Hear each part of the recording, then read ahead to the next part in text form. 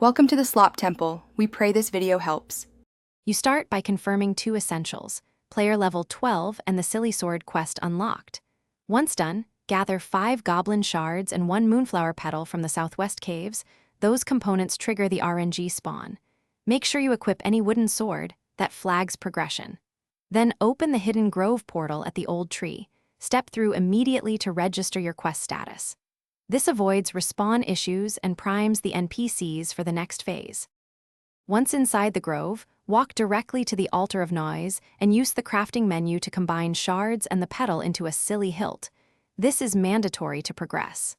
Next, finish 3-minute challenges, timing, dodge, and puzzle, to charge the hilt to 100%.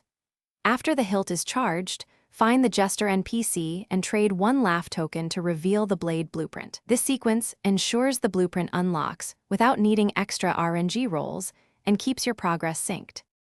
You finish by taking the blueprint, 250 iron, and 50 silk to any anvil and forge Robert sword. Crafting consumes resources instantly. Once crafted, test the sword in the training arena to confirm the special move activates. Perform the input combo slowly if it fails.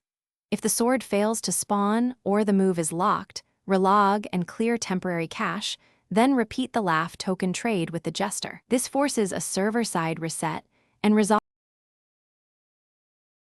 Thanks for watching. Consider subscribing if we helped you.